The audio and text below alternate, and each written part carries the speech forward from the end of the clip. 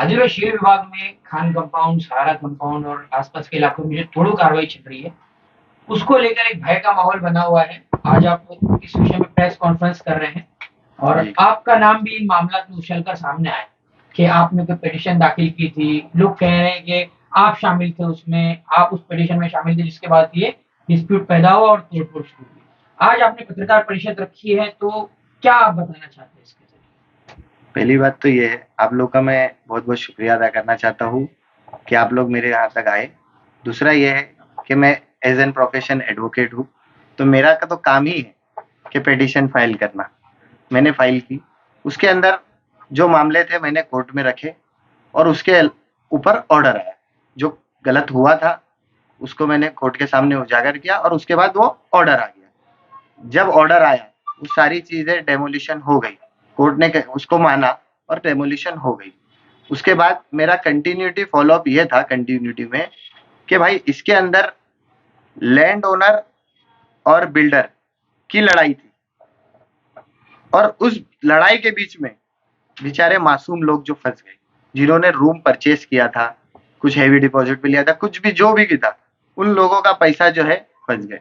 अब उसके वजह से क्या प्रॉब्लम हो जा रही है, ना बिल्डर जवाब दे पा रहे हैं, ना लैंड ओनर बोलता हमारा कोई वास्ता नहीं है, बिल्डर बोल रहे हमने बनाई थी टूट गई, वो बिल्डिंग इलीगल होने की वजह से टूट गई। तो उससे जब से ये पिटीशन फाइल हुई है, उस दिन से लेकर आज तक का कुछ मेरा एक पर्सनल फॉलोअप चालू था टीएमसी में, उसका फाइनली आज एक ऑर्डर आ गया है जो टीएमसी ने सर्कुलर के माध्यम से जारी कर दिया है। वो सर्कुलर आज की डेट में आया है, मैं आप लोग को ये सर्कुलर दे दूंगा। जी। ठीक है, ये पूरा सर्कुलर आया है।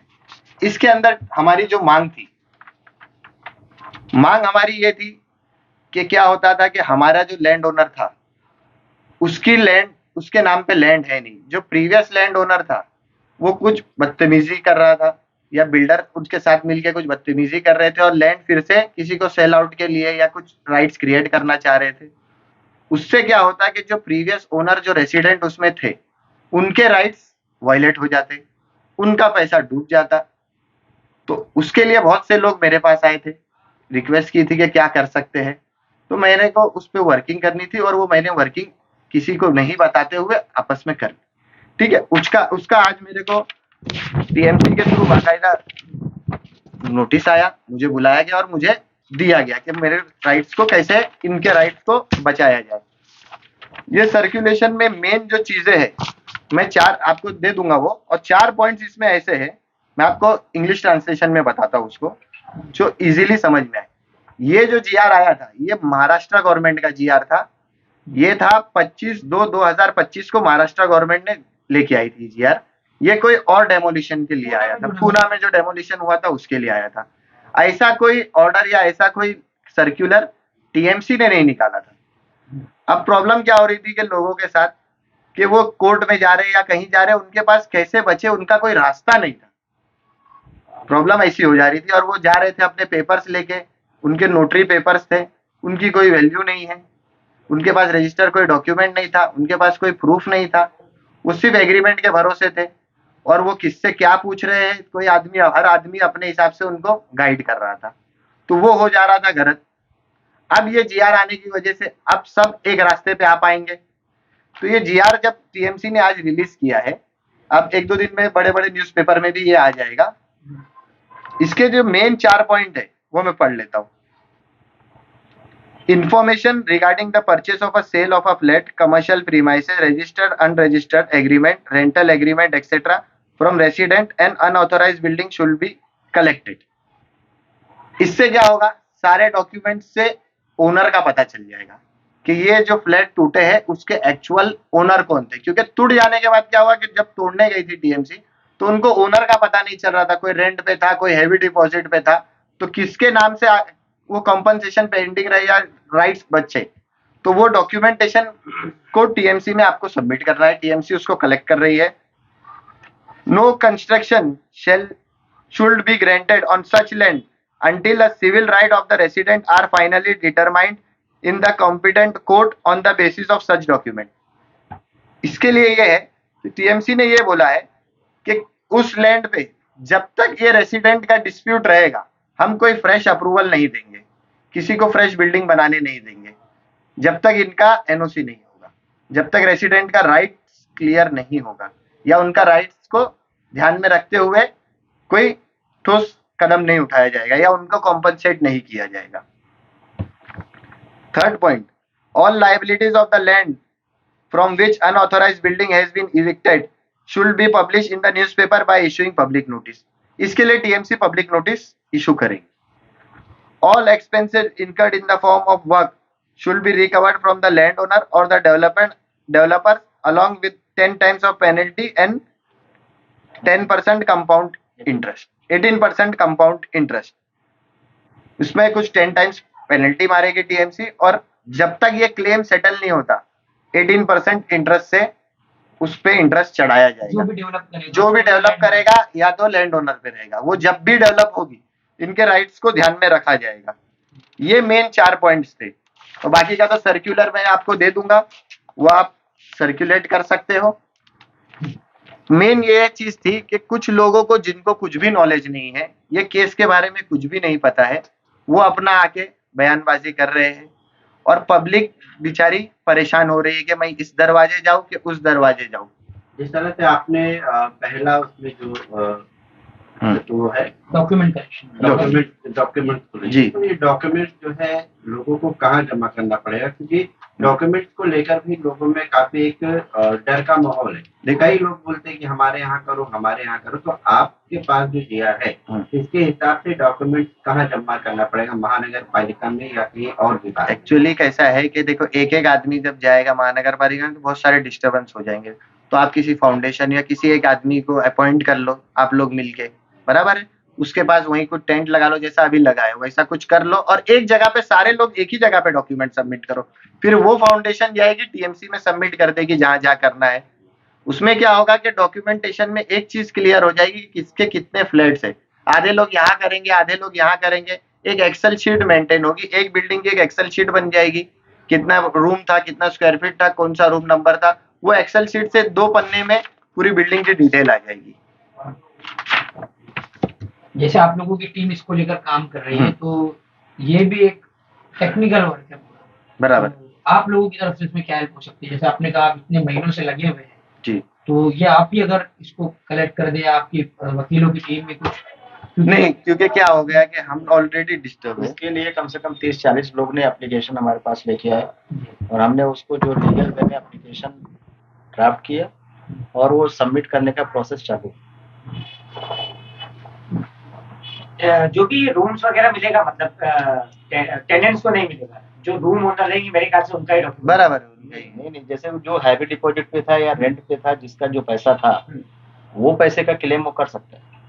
तो वो पैसे का क्लेम करेगा तो वो उसमें ऐसा है, वो रूम ओनर को कर सकते हैं, रूम ओनर का करेगा। 10 टाइम का जो पेनल्टी है और 18% जो कंपाउंडेबल इंटरेस्ट है, वो इसकी वजह से ये है कि उसको रिकवर करके उनको फ्री किया जा सकता है।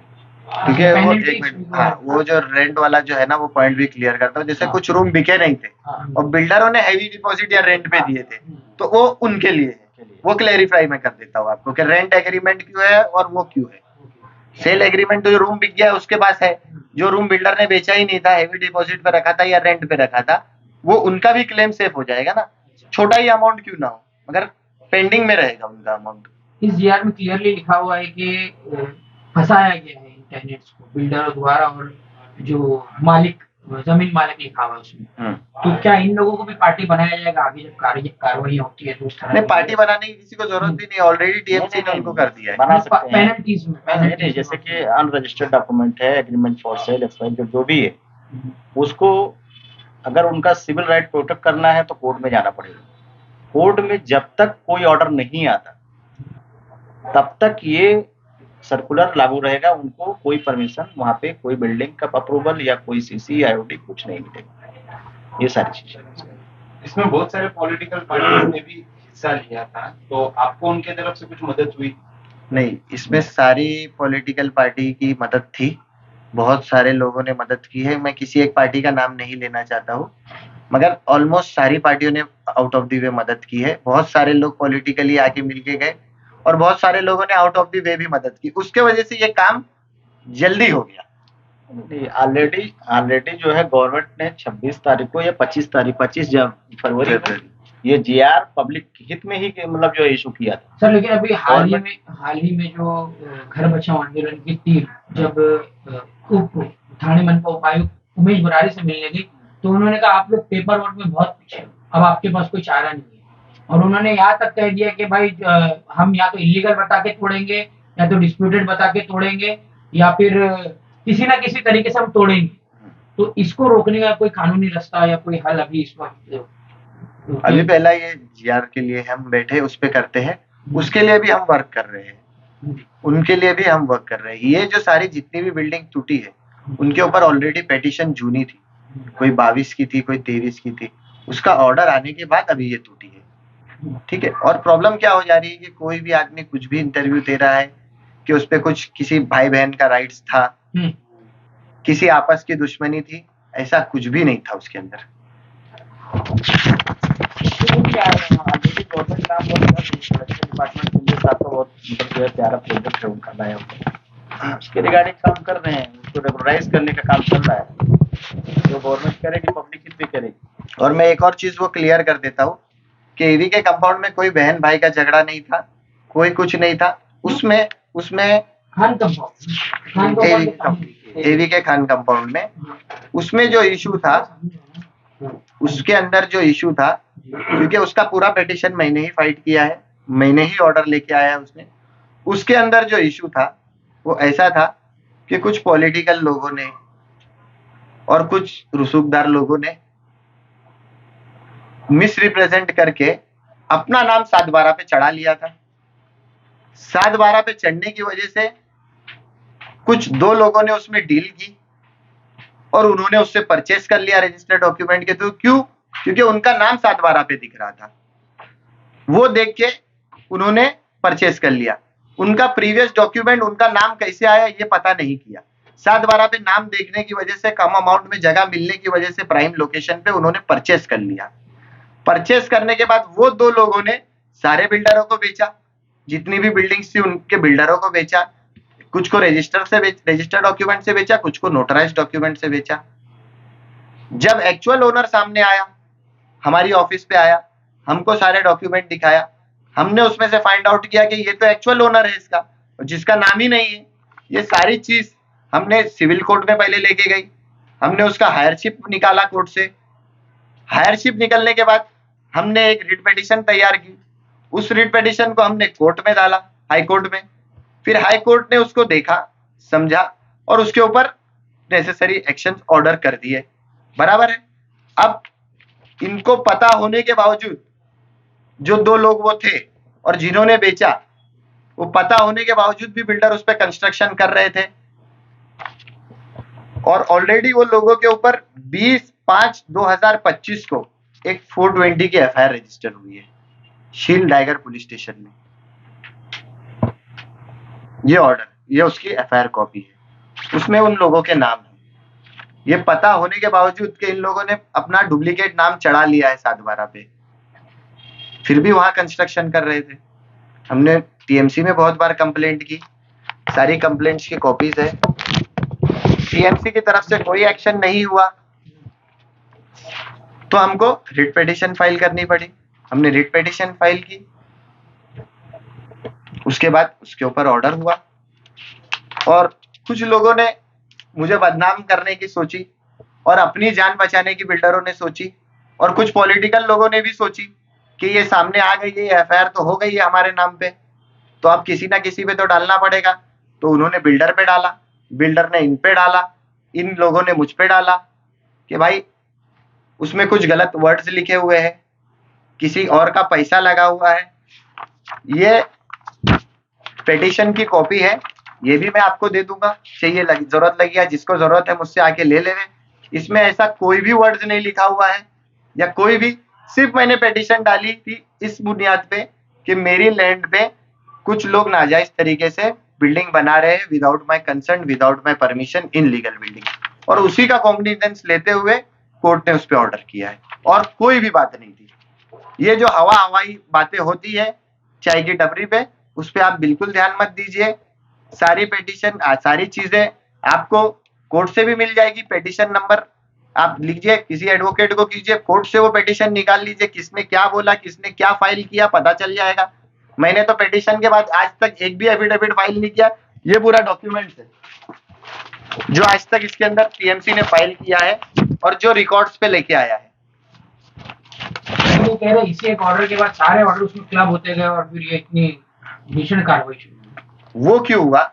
क्योंकि कोर्ट ने देखा कि एक साथ में 20-22 बिल्डिंग बन रही है वहां पे एक ही जगह पे, और वो टीएमसी को दिखाई नहीं दे रही है। इतनी कंप्लेंट्स के बाद भी हमने बहुत सारी कंप्लेंट्स की थी, सारे कंप्लेंट्स ऑन रिकॉर्ड कोर्ट में दिखाई हमने कि साहब इतना फॉलोअप लेने के बाद भी वहां कुछ एक्शन नहीं हो रहा है, इसमें कुछ तो अलग बात है।